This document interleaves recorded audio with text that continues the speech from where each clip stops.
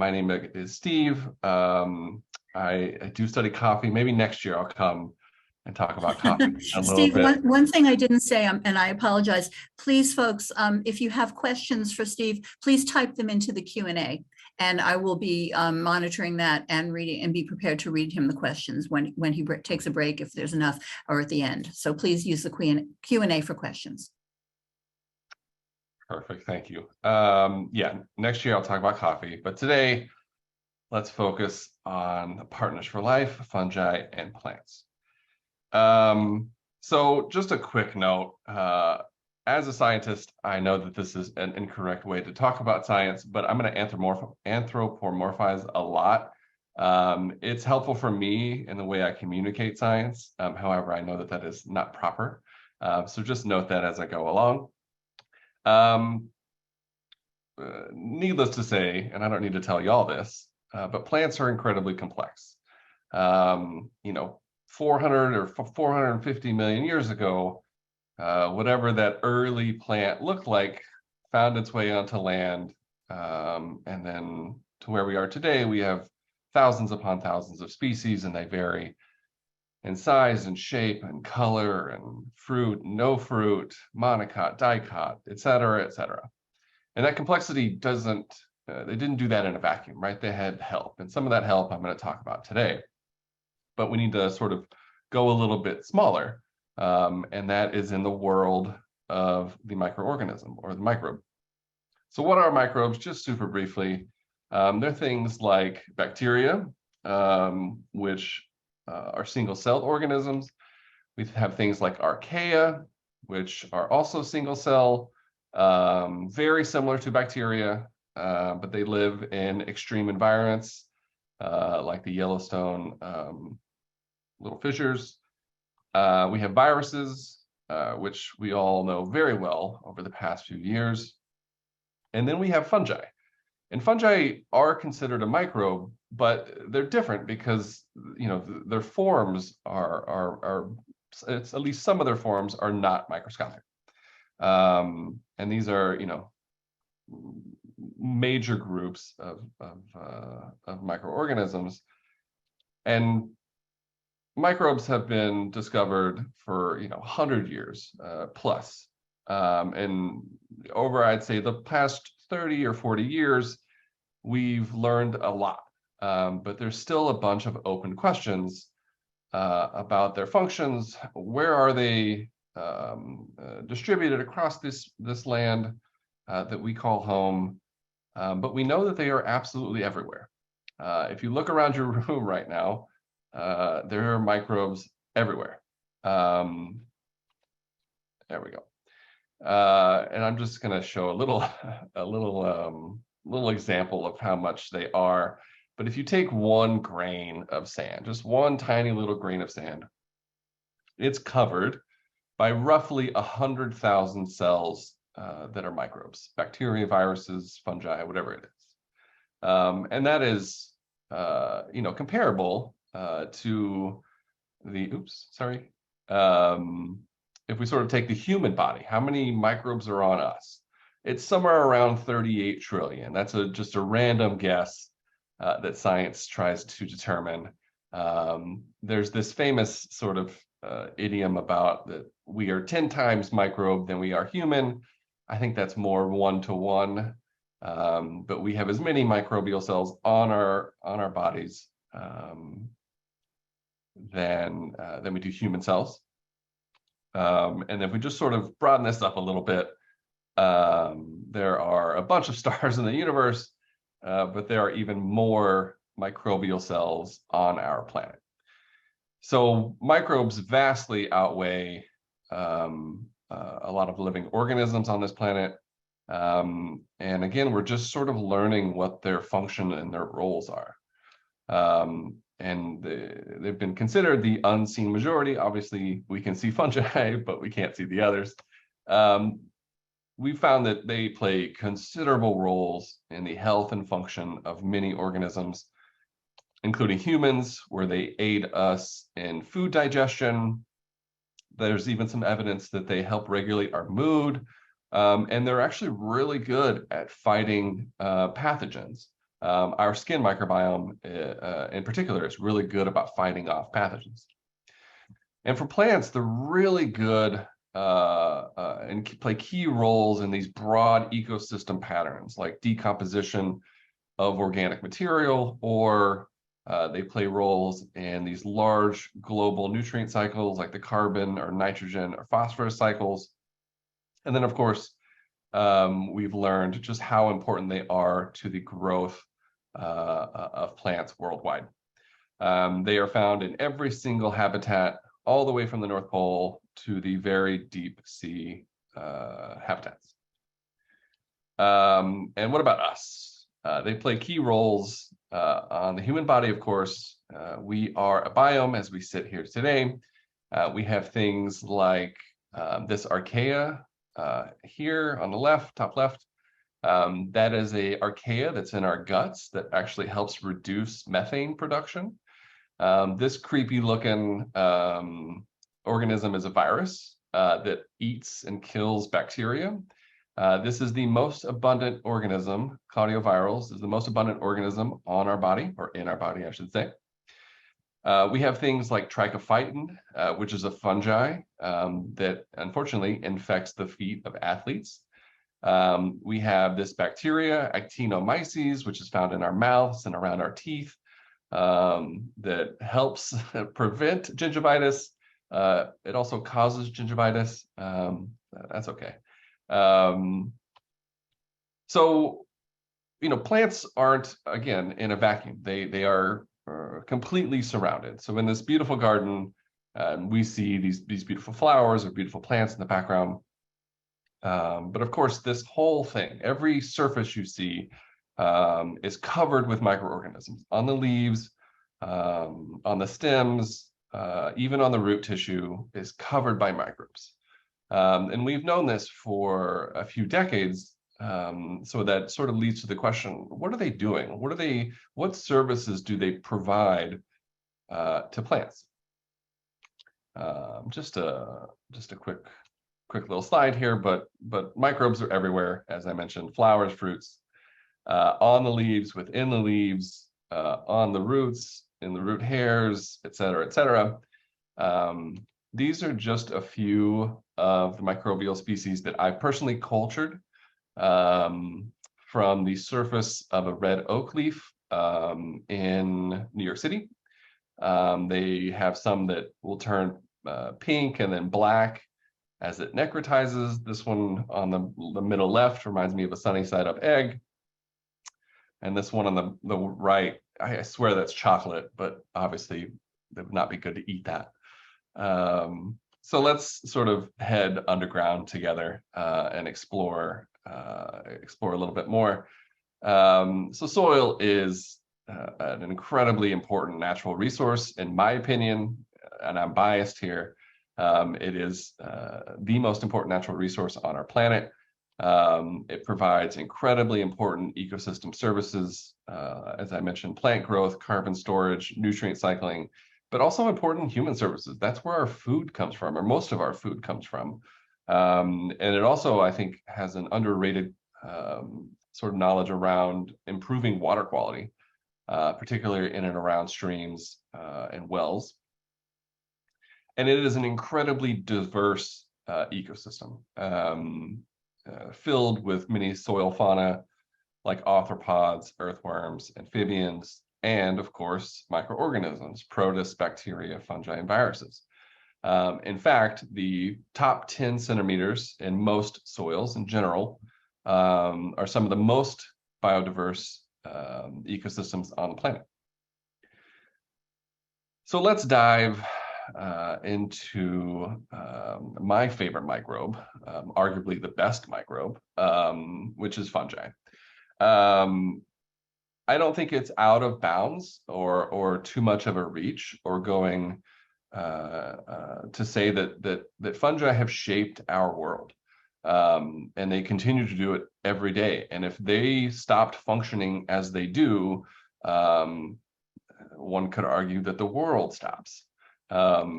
So fungi, they are incredibly broad all over our planet.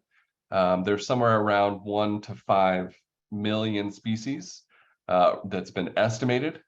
We have only identified roughly 120,000 species. They are very hard to culture, which makes them very hard to study. And if we sort of look on this sort of very simple tree of life, fungi are here in the yellow on the sort of middle right. They are more closely related to us, animals, than they are to the other microbes, bacteria, and archaea. They are true eukaryotes, meaning similar to us, they have a cell with a nucleus. They don't have any chlorophyll, so they need to obtain nutrients by absorbing them across a membrane, which is very similar to how humans absorb nutrients by absorbing them across a membrane. And we know fungi have been harmful and helpful to our species over thousands of years. They've unfortunately caused massive plant diseases and continue to do across the globe and through history. They've also provided bread, which is by far the best invention of all time. And of course, penicillin, which is arguably the most important invention of all time. And I guess their main role, of course, is they are absolutely fundamental decomposers in nature. And just sort of diving a little bit further on that, they are masters, absolute masters at scavenging and salvaging. Without so, the world would have no nutrients recycling through it. And we know that plants and fungi and soil are very important in keeping carbon locked away. We want carbon stored in terrestrial or in the earth. We want it locked away. We do not want it in the atmosphere. And fungi recently, and there's still open questions here, but fungi over the past, I'd say 2 decades, we've learned just how important they are to the carbon cycle and the storage of carbon. And of course, this is all mediated by decomposition. Fungi are the masters at decomposing organic matter. Here in the Northeast, that is, of course, leaf litter.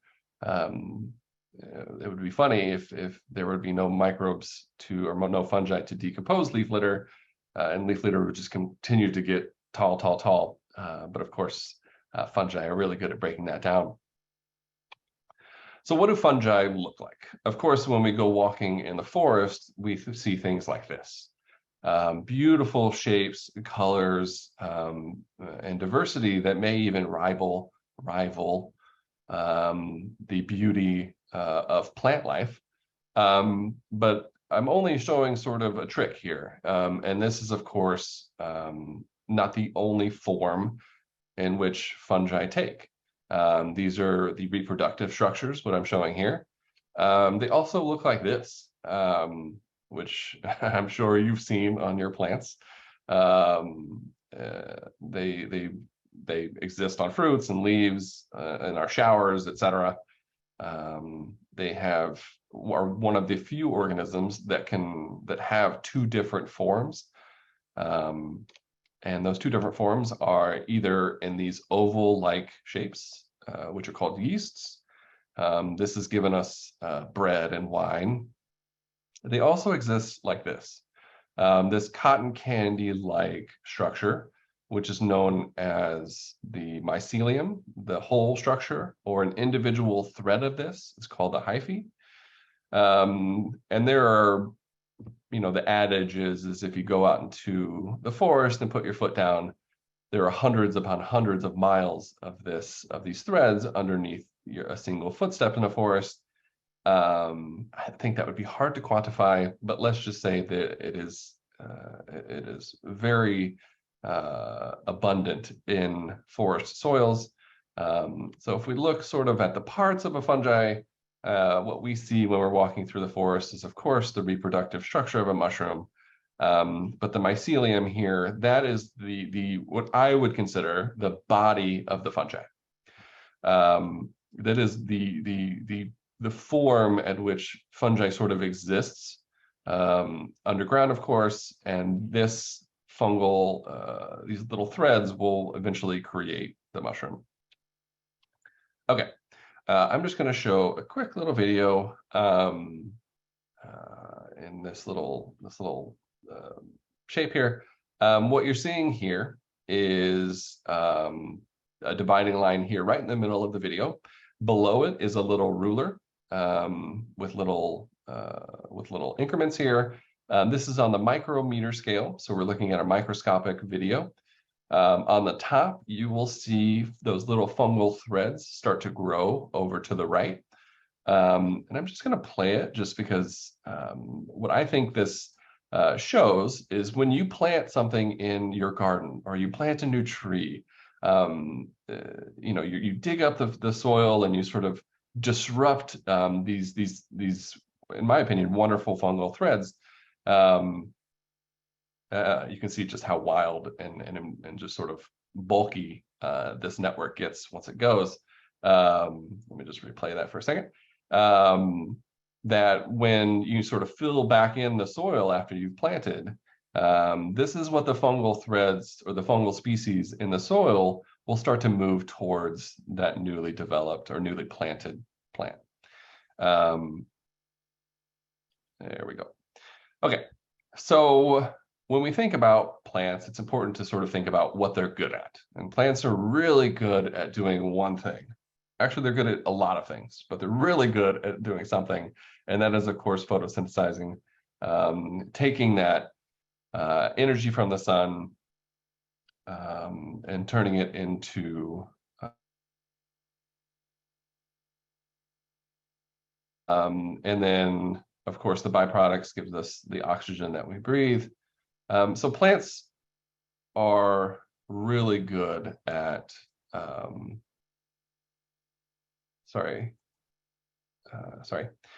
plants are really good at obtaining sugar. They are little, one can say, production facilities for sugar. Not all plants, of course, are equal in their photosynthetic rates. However, most plants generally have good ability to create sugar. One thing that they do not have a lot of are the things, the nutrients that they are limited by. So things like nitrogen or phosphorus. Excuse me. Other metals like or salts like potassium, et cetera, like that. So they're not great at having that because they're limited by it. They can't manufacture that, of course. And this is where this relationship really starts to be seen. So I titled this talk Companions for Life because of this really interesting relationship that occurs between plants and fungi. I'm sure you've heard of this term, but if you haven't, it's called mycorrhizae, which the word literally means myco here is fungal, and of course rhizae is root, so fungal root.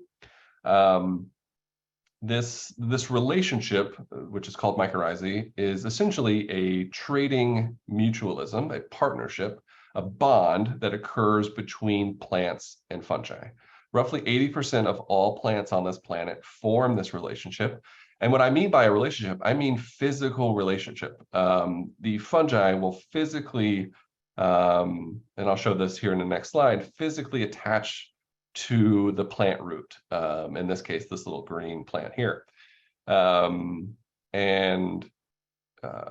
There is some evidence, some historical evidence that leads to the thought that this bond between fungi and plants maybe helped plants colonize land somewhere around 400 or 450 million years ago. And if that's the case, that means they've been, linked together to create the world that we live in now for millions upon millions of years. So what is this trade? What's this trade that occurs? Well, again, plants have tons of sugars, really great about having sugars. But the fungi here that we classify as mycorrhizal fungi, so these are species that we consider mycorrhizal. generally have lost the ability to degrade organic matter. They cannot absorb or send out these little enzymes or proteins to break down leaf litter. It seems that they've lost that ability. So instead, they attach themselves to the roots and obtain, oops, there it goes. I'm obsessed with making PowerPoints, obviously. They obtain those sugars from the plant. The plant, again, is great at making sugars. And the fungi has no ability to obtain food other than attaching itself to the plant. But in return, the fungi sort of offer in this trade those things, those nutrients that plants are limited by, phosphorus and nitrogen, which for the plant is fantastic, right? You are limited by in your growth, and phosphorus and nitrogen, I don't need to tell this group, but obviously are really important in creating new DNA, creating new cells. So for a plant to grow or to regenerate after wound, it's important to have those nitrogen and phosphorus. And if the fungi that surround you in your soils can give you those nutrients, it's a great deal for both. So because of this nice link between them, this partnership, in my opinion, greatly enhances plant productivity. There's been plenty of studies that show that plants grow better when they are attached or when they are linked into this relationship with fungi. And there are even some plants that cannot reach maturity without this relationship. Okay. So just a couple pictures here, but if you've ever been digging in your garden and you see a root-like structure, but it's very, very white, that's most likely fungi. And if we look at the quintessential picture of mycorrhizae here, this upside down V structure is the plant root, and all those little threads that you see are the fungal threads. And I'm sure some of these have attached themselves to this little plant root here. So it is ubiquitous in soils all around the globe. This is just another picture that shows a microscopic view of, again, what this looks like. This bright green structure is the plant root. And then it's sort of a little bit blurry, but you can see all the little fungal threads wrapped itself around. These little circle shapes are the little fungal spores, and the mycelium will emerge and then find the plant root and wrap itself around. So this is just a pretty picture to show. Okay. Again, don't need to tell this group, but plants and soils are under constant threat from things like invasive species, from pests and pathogens, whether that's bacterial or fungal pathogens, as well as the massive amounts of plant pests, excuse me. And then changes in climate, which we've seen, which is obviously drought or variation in precipitation, but also human stressors, things like fragmenting habitats or cutting off forests,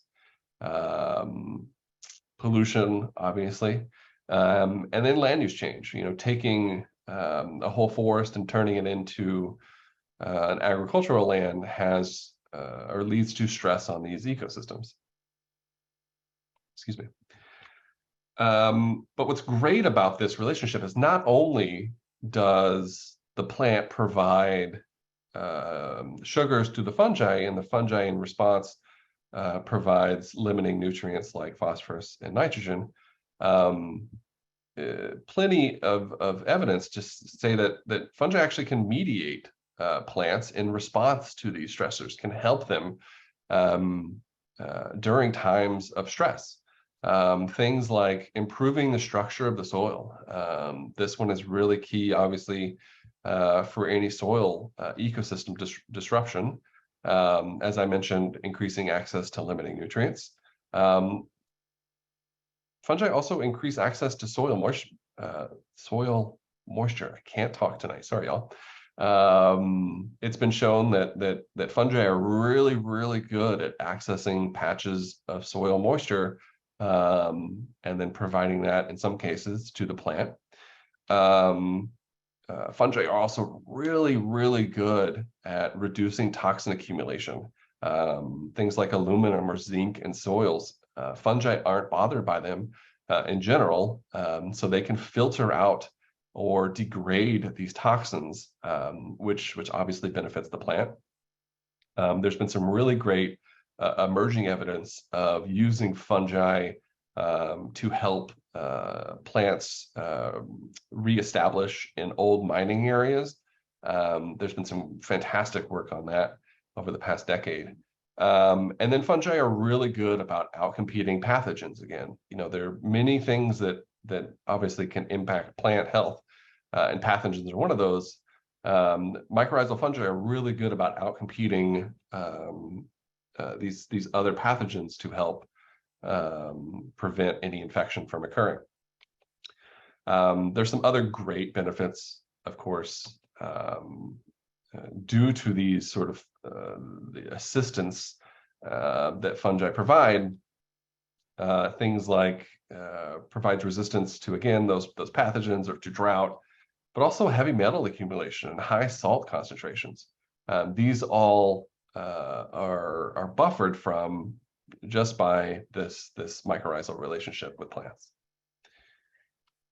So I think it's important to dive in a little bit further into the types of mycorrhizae. There are 4 main groups that scientists classify, that we sort of classify as mycorrhizal fungal groups. So these are species that we sort of link in to group them together. There will be 2 main ones. The other 2 are the ericoid family of plants, and then the orchids. The orchids are also have their own form of mycorrhizae. But if we look at the main types, I think it's helpful to see how they sort of interact with the plant. The first is what we call arbuscular. I'm going to shorten that to AM for the rest of the talk. What's wild about this in this little diagram here on the bottom right is the fungal species that we group into the arbuscular physically penetrate the root cell walls to sort of dive into these areas in this little fan shape here, what's called arbuscular, is where that trade occurs, that sugar for nitrogen and phosphorus. But it'll sort of reach the plant root and then physically penetrate in a few cells deep, which you can see in this little image on the left here. The fungi sort of diving in a few cells deep. And this is found in over 200,000 plant species. So 200,000 plants sort of create or allow this infection to occur. The other main type is what's called ectomycorrhizal, which ecto, of course, means around. So instead of penetrating the cell walls, these, for whatever reason, don't have, or some evolutionary reason, I should say, don't have that ability to penetrate the cell walls. So instead, they will completely wrap themselves around the root, which you see here in this little blue, this blue structure here on the bottom right image. And then it'll just sort of weave itself around the plant cells in this extracellular space, and sort of wrap itself completely around in sort of a net-like structure, which is, again, where this trade occurs.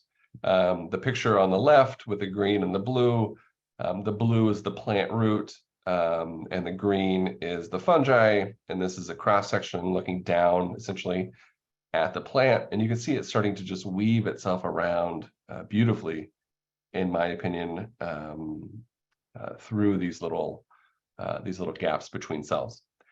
This is only found in roughly 7,500 plant species, or 2% of all plant taxa.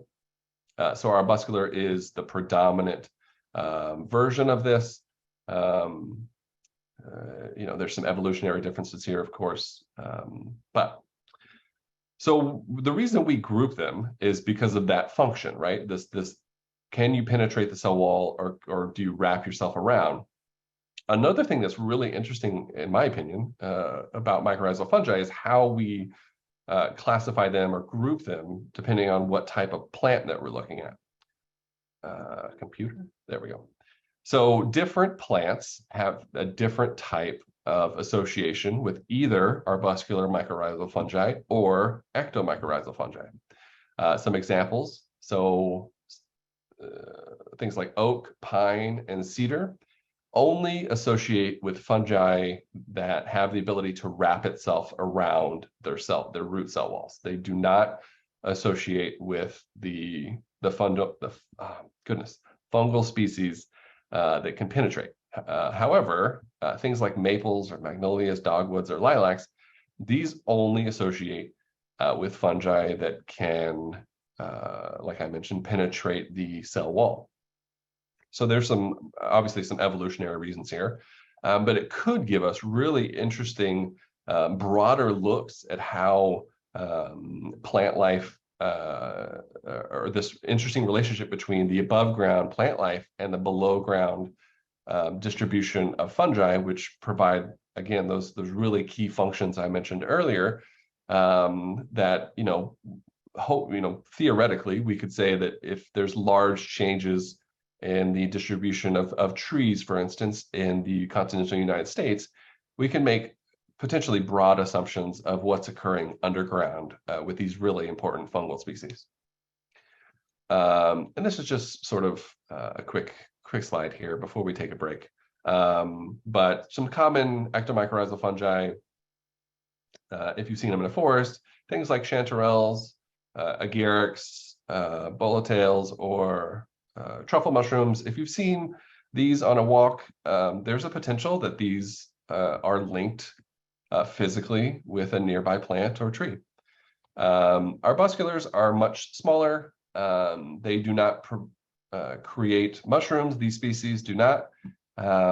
Instead, they create these little spores, and then they'll sort of weave out from there. Okay, before we take a quick break, I always get the question, is this relationship always helpful? No, obviously. Which is called the mutualism parasitism continuum. We have to remember this is an infection, a fungal infection, and mycorrhizal fungi could be mutualistic to one, but parasitic to another. It just sort of depends on context. Sorry, Elaine, I thought I was at a break. I think I might have no problem. I'm so sorry. No problem at all. I do want to repeat, folks, please put your questions in the Q&A, not in the chat. Different people are monitoring the chat and the Q&A. So if you want your question to be asked to Steve, please put it in the Q&A. I would like to just ask one question, because it came up at the beginning and it also just came up. Somebody wants to know what is the name of that gorgeous red mushroom, the one with the white spots. That's an agaric. I'll think of the actual species name in a second, but it's an agaric mushroom. How do you spell that? Agaric. That's not right. I am a doctor. Sorry. Agaric. I know the right word never comes to you. I will think of the actual species name here in a second. Okay, thank you. Yeah, sorry. Yeah, but I'm not gonna stop for questions now. But I just wanted to Okay. because you just showed it again, so I thought. Yeah, I think it's in like 3 slides. It's a break. Okay. So while it may not be always super helpful in some cases, and again, this is like super broad, super general, there is some really cool evidence of the bond that occurs between plants and their fungal partners. And I just want to show this super briefly. This was an early study in the early 2000s that sort of looked at this question of like, what is this bond? What's the strength of this bond between trees and their fungal partners? And in some cases, trees will send water down to the roots. potentially sending it to fungi in times of drought. So this research team sort of looked at this main question: what happens under drought? Extreme drought. What occurs between this relationship? Do they separate? Do they break apart?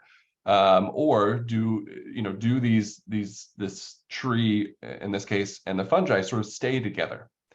And obviously, if I'm showing it, something interesting happened. So in this case, in this particular study, in extremely dry soils, up to 80 days of drought, so no water, these trees still distributed water to their fungal partners, potentially suggesting maybe they're sharing resources to keep this mutualism active. Again, this California live oak is actually pretty decent in drought conditions, but maybe it needs that nitrogen and phosphorus. So maybe there's something going on in keeping this mutualism active and alive. However, maybe not so fast in this sort of direction or bond. There's this wonderful study with carrot that came out in the early 2010s. And they were looking at this sort of who controls this movement, this trade, carbon, sugars, and the nitrogen and phosphorus. Who controls this movement? Is it the fungi or is it the plant? And in this case, with carrot, the fungi seemed to control the movement. Fungi do this really wild thing where they can actually store these nutrients. They'll keep them. They'll keep the nitrogen and the phosphorus when they don't get anything in return. They will sort of keep, again, nitrogen and phosphorus. But if they're not getting any sugar from the tree, they will keep that nitrogen and phosphorus. They won't provide it. In this particular study, they stored roughly 9 times more nutrients when they were receiving low amounts of sugars from their tree partner. So maybe the fungi might control a little bit more here. Okay, here's the break. I am behind by 4 minutes, but that's okay. So we'll take maybe 60 seconds. I'll answer some questions, Elaine, if that's okay, super briefly. Sure. Okay. We're getting a lot of questions about the differences and relationships between the two types of fungi. So, for example, do the two types interact? What determines which type interacts with a particular tree? If you have an area where you have, like, say, both a lot of trees that interact with one type and a few trees that interact with another type, what happens? Really interesting stuff. Fantastic question. I'm going to sort of pause by saying we don't totally know. So there's still work to be done. I will say that it seems that evolution has sort of directed this, if you're an oak tree, you're going to associate mainly with ectomycorrhizal fungi. And this is an evolutionary thing. It could be a link between the plant or the tree immune system. I'm using immune system here in quotes. Maybe allowing for a certain type of infection, but not allowing for another. I think how they move through soils, or how they, in these sort of mixed areas of let's say maples and pines, for instance, or maples and oaks, how they sort of move around or link in. I think there's still work to be done there. But we can sort of grow. Most of this work is sort of looking at growing them sort of isolated and seeing what's growing on the roots, physically looking at the roots. So that's where a lot of this sort of understanding of, ecto or arbuscular, you're that group or you're that group. I have a list somewhere that goes through every single plant family and its association with either ectomycorrhizal or arbuscular. I will share that as well with y'all with the slides, so everyone has that. It's like a rough list of, roses and here and that sort of thing. Great question, though. Well, and it tends to be by plant family. That seems to be a determinant thing. Yes, and this generally yes. Although there are some examples. I'm thinking of the eucalyptus family. I think, if my memory serves correctly, that there are some species level differences where some will be arbuscular, some will be ecto. It could really depend. But like if we look at the oak family, like all of them are ectomycorrhizal. So you can sort of pick out groups, but usually it's family level. I think you can maybe get above family level for some, but I think I'll stick with family. But so yes. Okay, it sounds like it's very much developing research, and there are a lot of questions along that line. So we can do more questions now, or you can go on, whichever you prefer. Maybe one more. Okay. That's okay. We're getting this also. Oh, here's a very specific one. It's kind of fun. Cool. What causes a fairy ring when a tree is removed? Great question. What causes it? Usually it's so whenever a fungi produces a mushroom, it is usually obviously to reproduce or to create more spores for reproduction. When sort of fairy rings, or if you ever in a forest and you see large groupings of fungi like on or mushrooms on like a dead log, or maybe a bunch of shelf mushrooms on a log. Usually that's I cannot talk today. Sorry. There's a bunch of different factors that go into that. So like temperature, moisture levels, when they get certain not signals, but requirements. Right conditions. Yeah, the right conditions. Yeah, that's perfect. Then they will be like, okay, boom, let's create this. We have enough sugars, we have enough moisture. Let's create a mushroom to increase reproduction. Fairy rings happen in a few fungal species that produce them all at the same time to create these beautiful shapes. Sometimes it's literally just like the shape around a particular, like not a pure circle. But in that case, when it's removed, like if a trunk is removed in the middle of a forest, for instance, there's the potential that sets off the right conditions for that fairy ring to develop. But I would say that sometimes they can also develop after the tree is cut down or before. That's what I was thinking of, and I was wondering.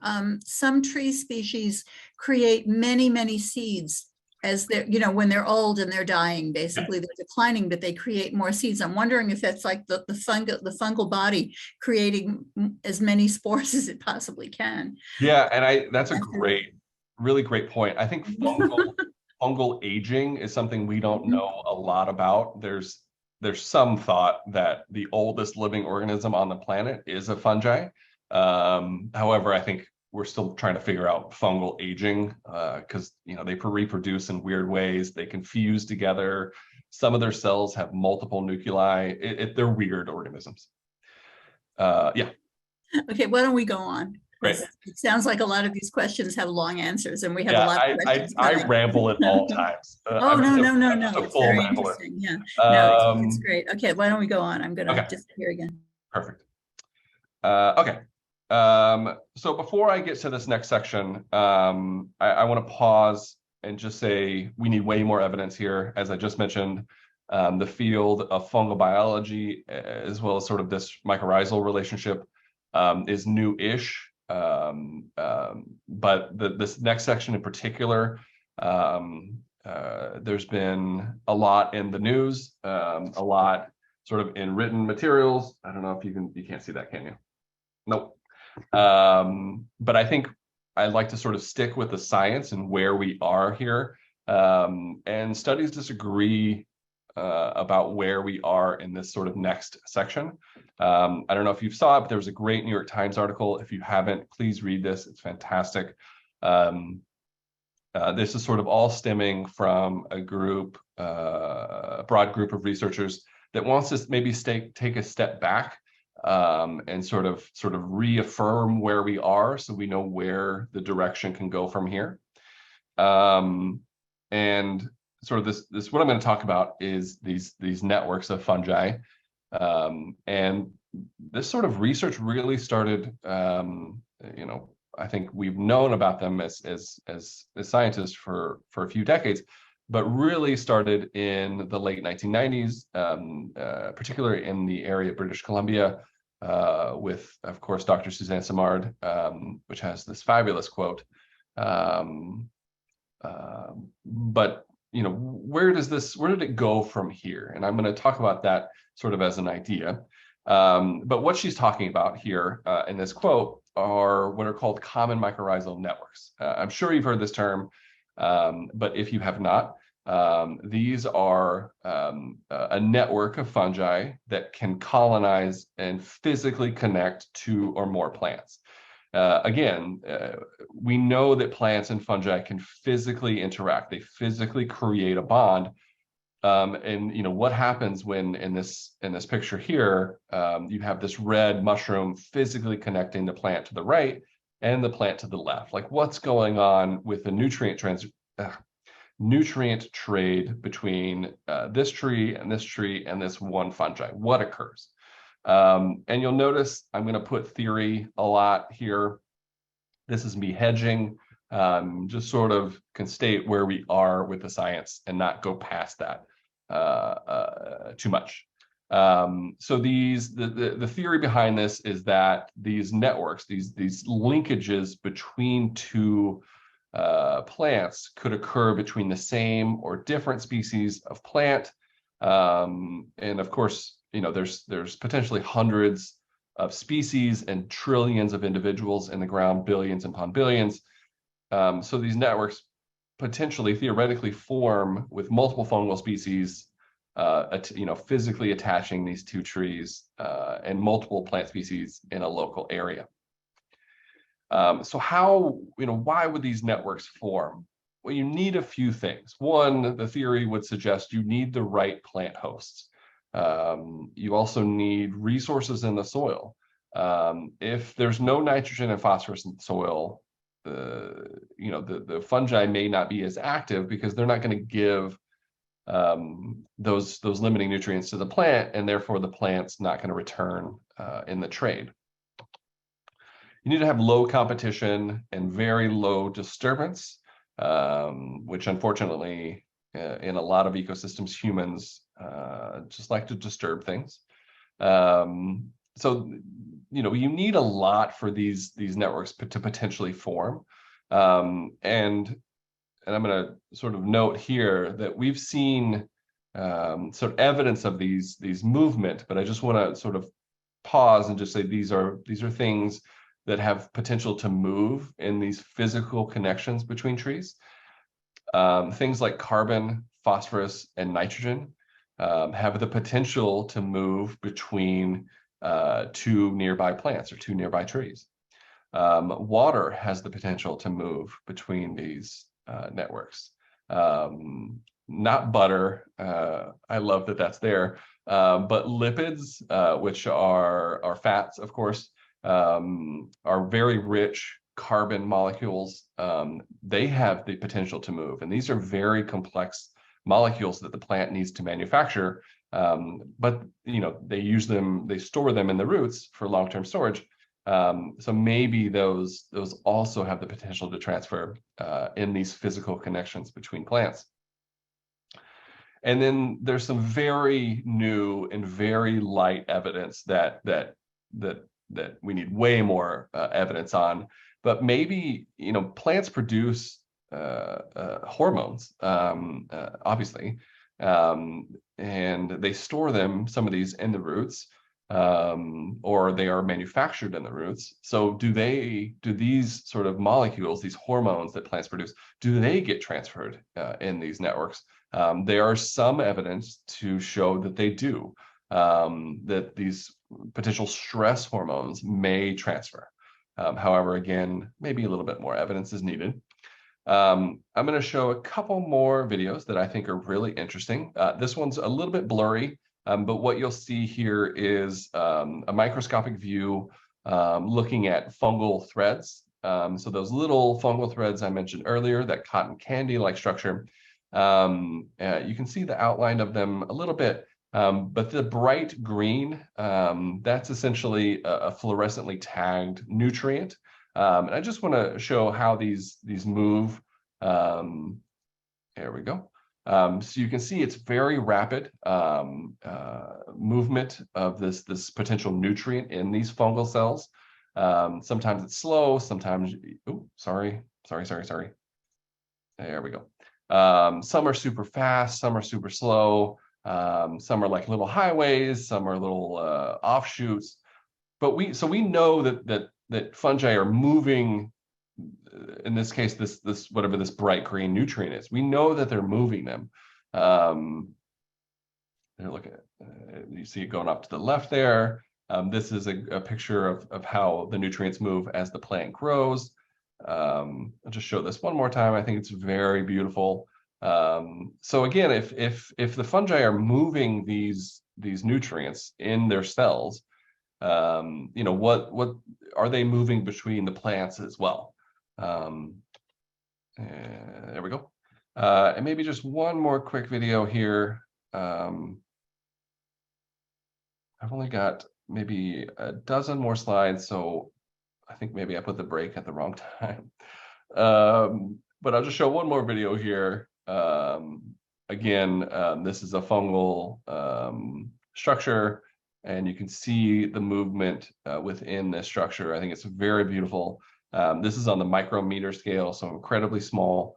But if we think about how many fungal threads are in these soils and how much movement of liquid occurs that may contain nutrients or those lipids or stress hormones that they obtain from the plant, there's some really cool thought or theory that maybe there's things that are transferred between two plants in nearby areas. Beautiful. It's bidirectional.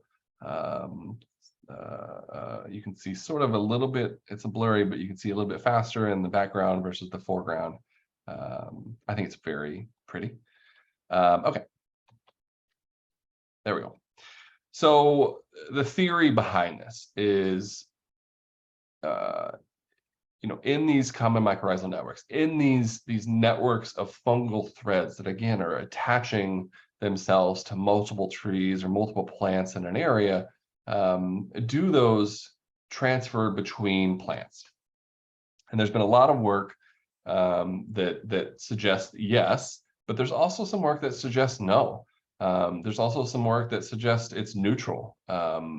So I think it's important for us as scientists in the field to study this a little bit further, which is really exciting in my opinion. But I just want to talk about the theory, the potential of this resource sharing, which would be, again, nutrients transferred within this very vast network from trees to other plants, from plants to trees, et cetera, et cetera. This is a bidirectional movement, potentially. In some cases, this can be unidirectional, which most likely because the way nature likes to move things, which is areas of or concentration or high from nutrients from high concentration to low concentration, there's a potential that it's unidirectional, moves in one direction. The evidence that we have so far might suggest that it's sort of relatively small amounts of these nutrients may get passed from plant to plant or tree to tree, something like 5 or 10% of the overall totals, like overall water or sugar or nitrogen, whatever it may be. And there's some really cool questions of, would these volumes, the amounts, be relevant to the plant growth or the plant in times of stress? There's just so many things, excuse me, that we don't know yet. And I think this one is the key one, is maybe they move, but is it enough to create an ecological change, increase reproductive capacity of an oak tree or something, right? We just don't know those questions yet. Okay. And then, could these networks impact plant growth? Theoretically, maybe. And this sort of goes back to those groups of plants that I mentioned earlier and how we classify them as ectomycorrhizal or arbuscular mycorrhizal.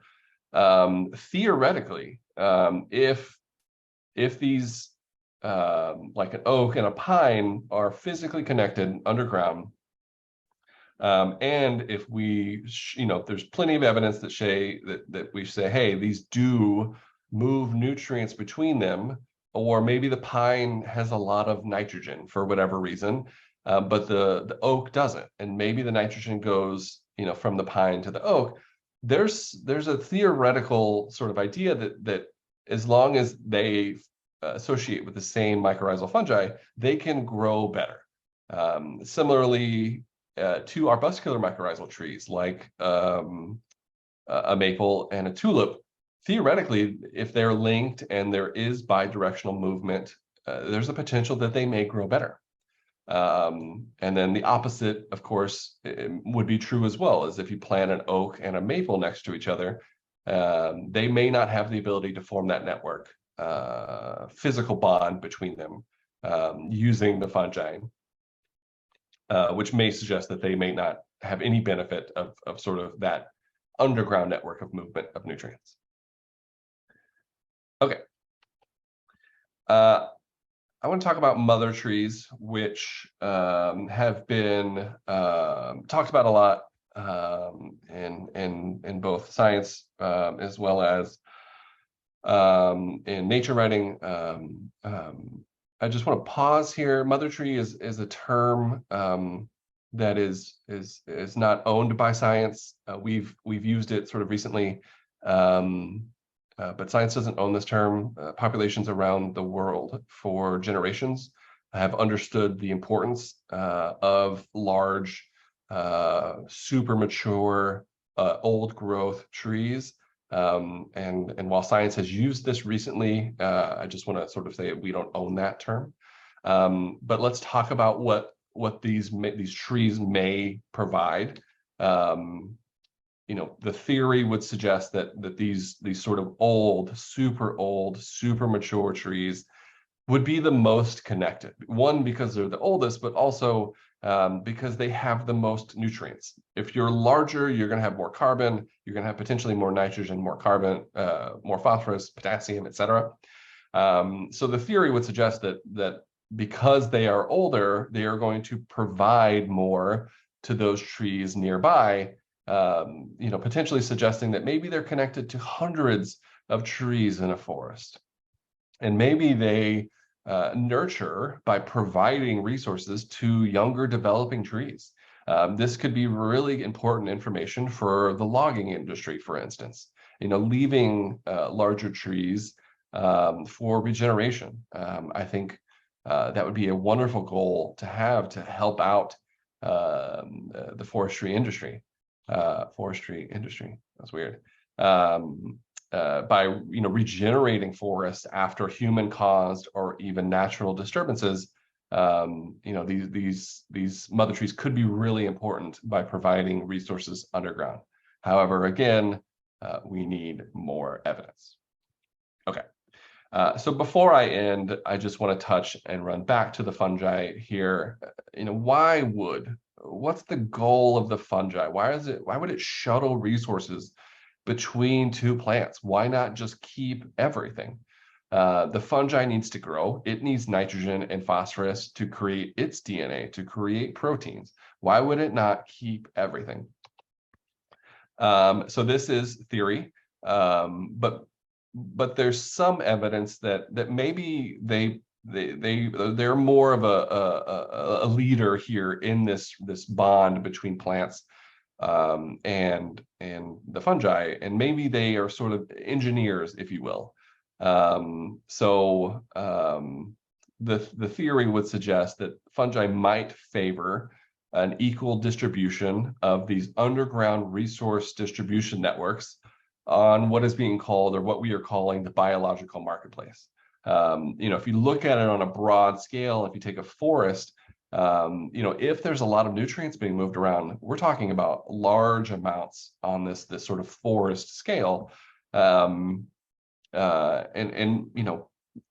If we sort of think about it in an evolutionary context, the fungi, if you're a fungi, and I'm going to anthropomorphize really hard right here, If you're a fungi, you're going to want to be connected to as many trees or plants as possible. The more trees or plants that you are connected to, excuse me, the more access to sugars that you have. The more sugars, the more you can grow.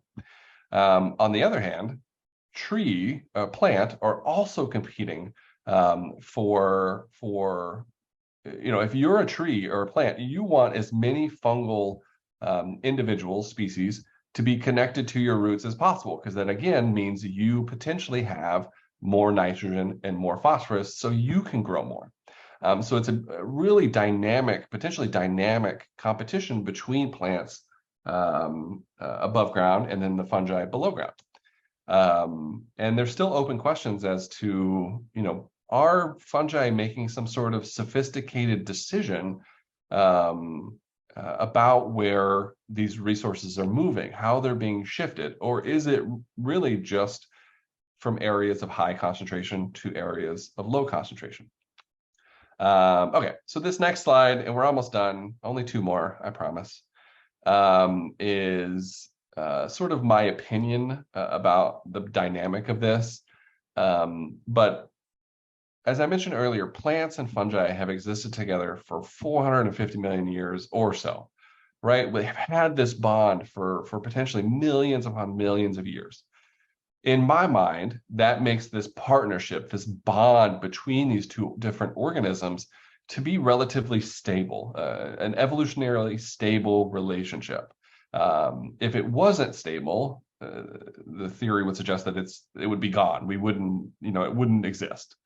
So in my opinion, I don't see this as an individual, if a tree nearby is sending nutrients to a tree that's been cut down. In my opinion, I don't think that suggests that individuals are protecting the community.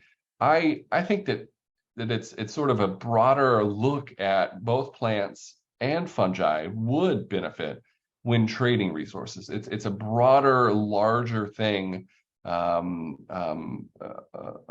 between the potential for these networks to form. And I don't see them, in my opinion, as just some sort of cooperation agreements between these two organisms, but and excuse my terseness here, but a marketplace that's cutthroat. Everyone is out for themselves. In my opinion, Darwin may be more correct here. And that it just so happens that everyone is looking out for themselves, again, highly anthropomorphizing here. But then that has the benefit of moving resources around and creating more movement, creating a healthier forest. But again, I think it's more about an individual protecting its sort of needs. Okay. So one of the my last slide is sort of what's the next step. We have seen there's evidence that nutrients are being moved from one plant to the next plants. We don't exactly know, or actually we don't know well at all, is what they are doing with those phosphorus or nitrogen or carbon once it's received by the plant. Whatever the plant that it's receiving, whatever it is, we don't know exactly what they're doing with it. And some of that is technological. We need some new technologies that can help us here, as well as sort of understanding both in a molecular scale here in this little cartoon I have here, but also on a broader, like forest level scales. How does this sort of work?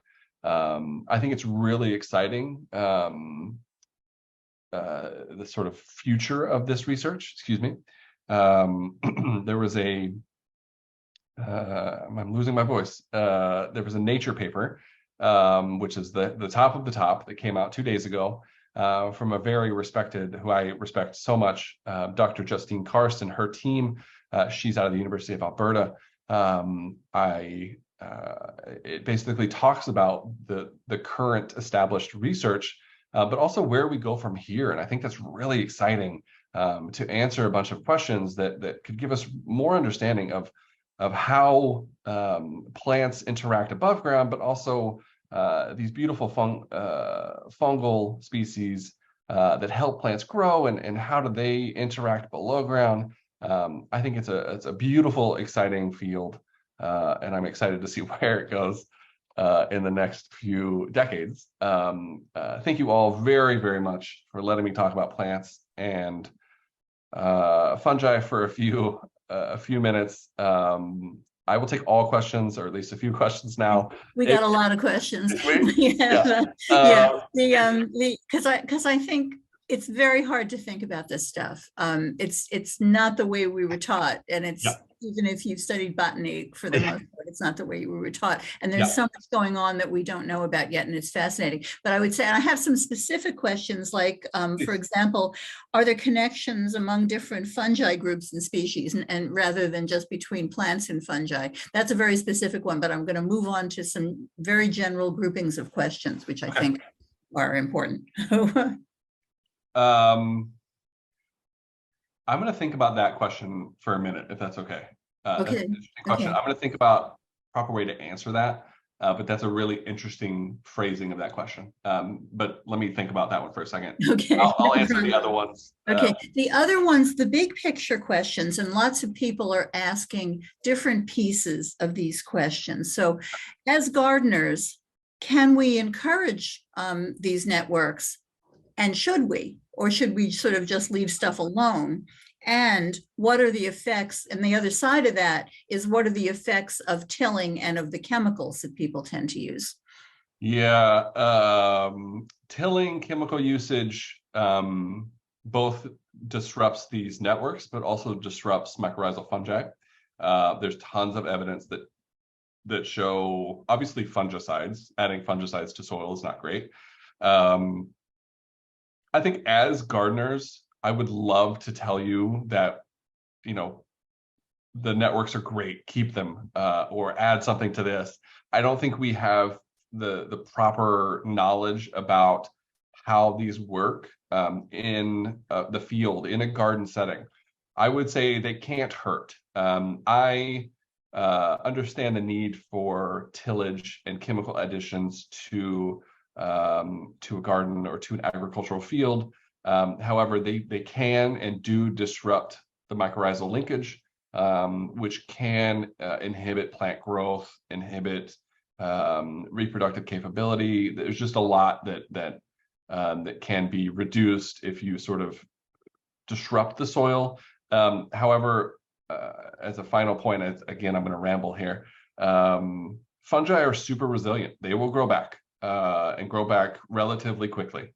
That video that I showed earlier of them crawling along the top of the video, granted that's on a microscopic scale, that was just in like, I think a few minutes, 30 minutes or so. So they're super quick, they're super resilient, but yes, any disruption to the soil will disrupt mycorrhizal fungi.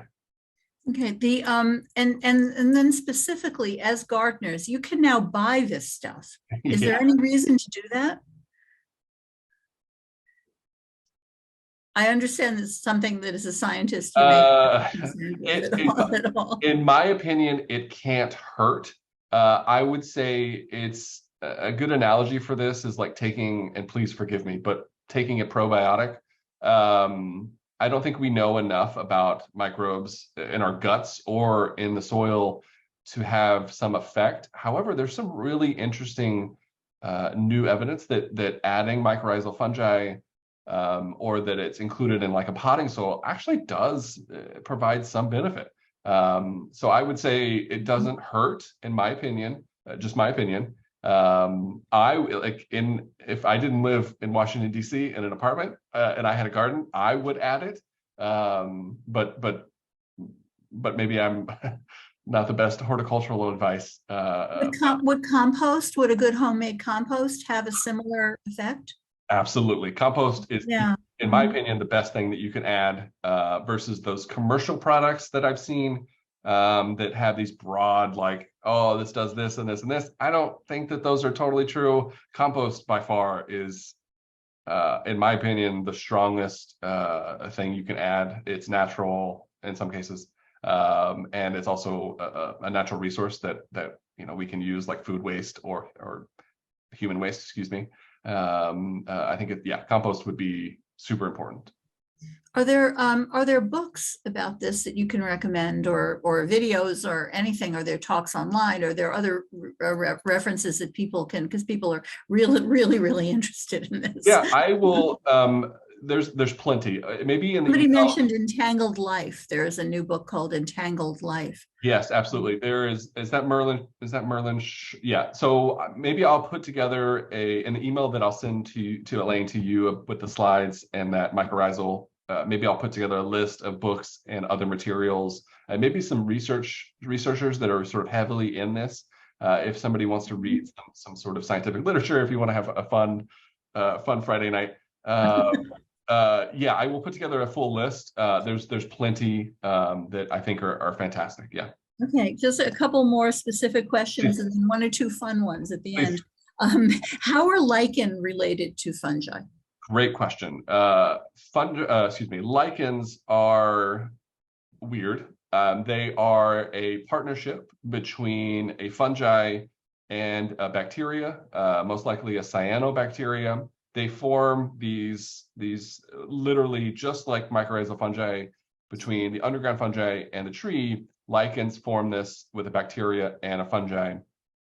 So what you see on like a tree or a gravestone or anything like that is going to be the sort of fungal body, but then it's going to be weaved through with the cyanobacteria, and that allows them to photosynthesize, but also really good against pollution. Lichens are fascinating. We don't know enough about lichens, but yes, there are fungal species that make up a lichen. We as scientists group lichens and create species for them, but they are essentially two organisms, or maybe more, forming creating a new species, if you will. Yeah. Yeah. The somebody is wondering, this obviously is not a fun question. Somebody is wondering if there are any medicinal or anti-cancerous properties that are attributed to fungi, and this may be out of your area of expertise. Yeah, I would say don't. I would say yeah, wildly out of my expertise range. I would not. Any advice, medical advice for me is not. It's not smart. I will say that I think there's some really interesting sociological and historic relationships between humans and fungi. And I don't want to limit I mean, penicillin came from a fungi, and that is probably the most important, maybe arguably the most important health invention of all time. So I don't want to say that it doesn't occur. I just would not listen to me about those things. Okay, thank you. Okay, I'm gonna end with what I think is the most fun question of all, and I didn't write down who wrote this, but I think it's a great question. Can you comment on if there is any science behind the series The Last of Us? You know what? I haven't seen it. Oh God, I'm so neither sorry. have I. I haven't seen it. However, it's not out of the. I mean, it's not out of the realm of theoretical possibilities. I mean, fungi do take control of insects. So it's not out of the realm of possibilities. Just I have not seen it. Unfortunately, I will watch tonight. I'll watch it. You don't have to. Okay, I was trying to group the questions, and I think that I've probably covered the vast majority of them. So I'm going to say thank you. What's mostly coming in now are people saying what a great talk this was, which it was. And thank you very much, Steve. And just as another reminder, folks, we do have our spring conference on March 4th. And we hope to see you there, either in person or online. And I think that's it. Yes, thank you. We got lots and lots of thank yous coming in. Yes. Okay. The book that I mentioned is called Entangled Life. Okay. Thanks everybody, and good night. Thank you, Steve.